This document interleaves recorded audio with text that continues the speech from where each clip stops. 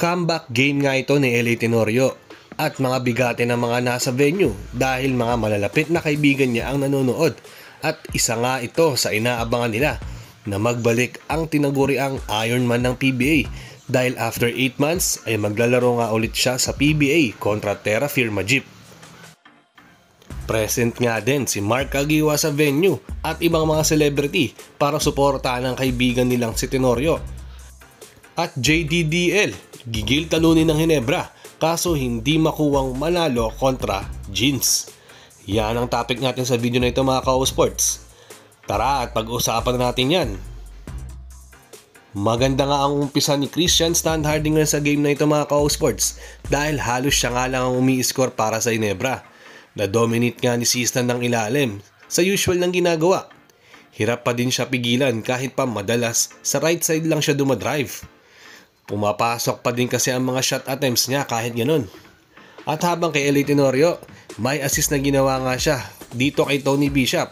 Alley-oop ang binigay niya dito kay Tony sa isang fast break at palakpakan ng mga tao sa nagawang assist na yun ni LA. Maganda nga din ang naging umpisa nila dahil maganda ang flow ng offense ng Hinebra. Teamwork ang ginawa naman ng Terra Firma Jeep kaya nagawa nilang lumamang sa larong ito. Maganda din ang depensa na pinapakita nila at na-force nila sa mga one-on-one play ang Hinebra at hindi nga ganun kataas ang assist na binigay nila dito sa Jeans. Natapos ang first quarter ng 29-25 in favor of Terra Firma Jeep. Sa second quarter mga ka-sports, pagpasok ni Von Pesumal, nagpakawala nga agad siya ng tres at yun din ang nagpa-boost ng confidence niya. At yung role niya sa loob, maging floor spacer para nga sa Hinebra. Nabawi nga nila agad ang kalamangan dito sa Jeep dahil sa run na nagawa nila. Halos lahat ng Hinebra players ay gumagana na nga para kay Coach Tim kung sino man ipasok niya. Nakakapag-contribute nga talaga. Nalimit na din kasi nila sa pag-score ang Jeep kasi hindi na nga sila halos makapuntos masyado. Bigla na lang din kasi nag-collapse ang maganda nilang offensa, unlike yung first quarter na napakaganda. Yung inaasahan nila na mag-step up sana ng import ng Terra Firma, hindi nga nakakapag-contribute masyado dito sa first half. Nalimit lang nila sa 13 points ang Jeep dito sa second quarter. Kaya natapos ang first half 53-42 in favor of Hinebra. Dito sa pagpasok ng third quarter, naka-score na nga ulit si Tenorio sa pag-tres niya at todo hiyaw ang mga fans dahil sa pag-basket niya ni LA. After 8 months ba naman kasi, doon nga lang ulit siya naka-score at sobrang special na ngayon para kay LA. Sa third quarter, nagkaroon din ng mini run ng Terra Firma dahil mid-third, etong si Javis Gomez de Leano naman at Isaac Go ang umi-score sa part nila. Sila rin ang reason kung bakit nakadikit nga ang Jeep at hindi lumobo ng gusto ang kalamangan ng Jeans. Parang sila nga ang bumuhay para makahabol ng Jeep. Sunod-sunod din ang mga basket at pag-tres nila. Kaya nga napaboost ang confidence nila dahil sa ginawa nilang run na yon. Napababa na kasi sa single digit ang kalamangan ng Jeans. Pero yun nga, late third quarter bigla naman bumawi sila Jamie Malonzo at siya naman ang sunod-sunod na naka-score. Nakuha niya na din ang team niya dito sa laro at nabigyan niya ulit ng time para maglaro nga ulit dahil nagiging limited na kasi ang minutes niya sa mga nakaraang laro. Dahil din siguro mas binibigyan muna ng oras ang ibang mga players. Sa fourth quarter naman, tuluyan lang nagtuloy-tuloy ang run ng Jeans at hindi na nakahabol ng tuluyan ang Jeep.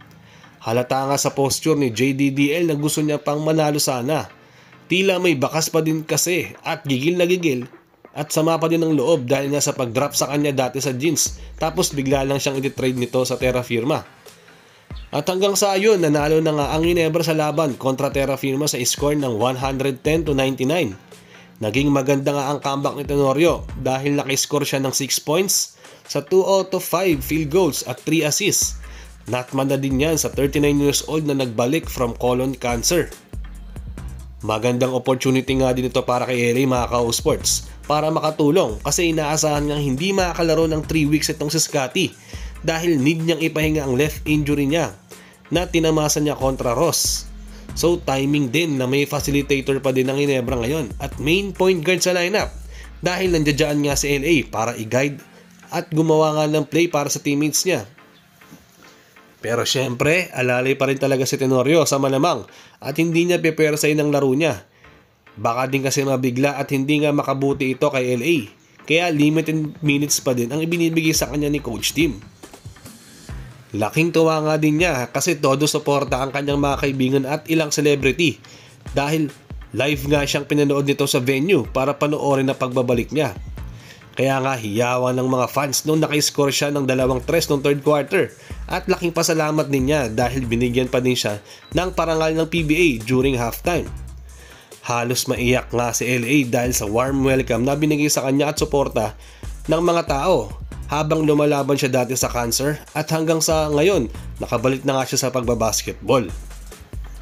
Congratulations sa pagbabalik mo LA, sana nga magtuloy-tuloy na yan. Hanggang dito na lang muna tayo sa video na ito mga ka-Sport. Salamat sa panonood, mag-iingat kayo palagi, bye bye!